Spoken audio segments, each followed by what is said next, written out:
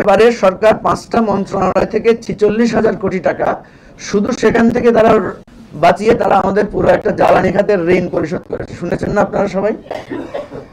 বুঝতে পারেন 46,000 কোটি টাকা বিগত বাজেটে মাত্র 5টা মন্ত্রণালয় ছিল, যেটা এমনিতেই সরানো গেছে, এমনিতেই তুলে আনা গেছে। এবারে বাকি মন্ত্রণালয়গুলো হিসাব করলে আপনি বুঝেন কত লক্ষ কোটি টাকা এখান থেকে সাশ্রয় করা সম্ভব। অর্থাৎ এই টাকাগুলো রাখাই হয়েছিল চুরি করার জন্য। সুতরাং আমাদের দেশে এই যে 8 লক্ষ কোটি টাকা, প্রায় 7,90,000 কোটি টাকার বাজেট, এবং এরপরে দেখা যাচ্ছে প্রায় 3 লক্ষ বা তার চাইতে বেশি কোটি টাকার ঘাটতি। এই ঘাটতি পুরোটাই হচ্ছে দুর্নীতি, পাচার এবং অতিরিক্ত ব্যয়ের টাকা। অর্থাৎ আমাদের আয় দিয়ে ব্যয় আর আয় মিলিয়ে এই রাষ্ট্রটাকে পরিচালনা করা সম্ভব। আরেকটা বিষয়, ছোট উদাহরণ, আমাদের সংসারে যখন ব্যয় বেড়ে যায়, আয় না বাড়ে, তখন আমরা ছেলে মেয়েদেরকে ডেকে বলি যে বাবা একটু খরচ কমাও। আমি নিজের অভিজ্ঞতা থেকে বলি, আমার ছেলে মেয়েরা একটা বাতি 2টা জ্বললে একটা বন্ধ করে দেয়, আপনাদেরও নিশ্চয় করে। একটা ফ্যান অযথা জ্বললে বন্ধ করে দেয়, কেন দেয়? কারণ আপনি তাকে শিখিয়েছেন যে অযথা অপচয় করা যাবে। আমাদের রাষ্ট্রে জনগণকে সম্পৃক্ত করে এই ব্যয় সংকোচনের নীতি আমাদেরকে শেখানো হয় না। সুতরাং আমি মনে করি সারা বছর বাজেট নিয়ে আলোচনা করতে হবে।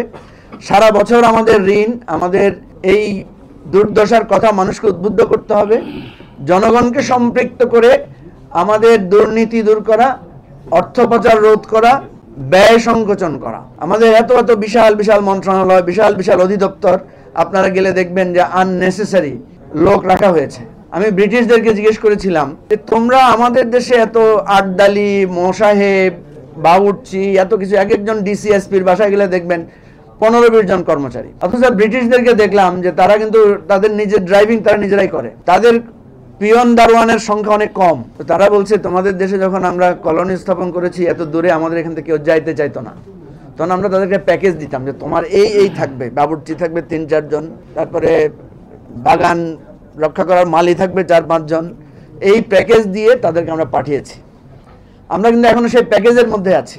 একজন কর্মকর্তার বাসায় গেলে, বাড়িতে গেলে দেখবেন মন্ত্রীদের, সচিবদের, এসপিদের, ডিসিদের অর্ধেক কর্মচারী যদি আপনি কাটছাট করেন তাহলে সম্ভব। আর করোনা তো আমাদেরকে শিখিয়ে গেছে যে নিজে নিজেও আমরা বাঁচতে পারি চাইলে, বিপদে পড়লে। তো 1 বছরের বা 2 বছরের জন্য যে লকডাউন দেওয়া হয়েছিল, যেভাবে বাংলাদেশের এই দুর্দশা, যে অর্থনৈতিক সংকট, এটা দূর করার জন্য জাতিকে একসাথে উদ্বুদ্ধ করে 2 বছরের আমাদের একটা সিরিয়াস কর্মসূচি দিলেই তো হয়ে যায়। যে জনগণকে বললেন যে এখন আমাদেরকে অল্প খায়া, অল্প করে, অল্প দিয়ে চলতে হবে, তাইলে তো আমাদের অনেক কিছু সাশ্রয় করা সম্ভব। এই ধরনের একটা বিপ্লবী বাজেট ছাড়া আমাদের দেশকে কখনো একটা স্বয়ংসম্পূর্ণ এবং স্বনির্ভর বাজেটের জায়গায় আনা সম্ভব না। তো এটা পাশে সালাউদ্দিন ভাই আছেন, যদি উনি কিছুটা এখান থেকে উদ্বুদ্ধ হন, চিন্তা করেন, স্বপ্ন দেখেন।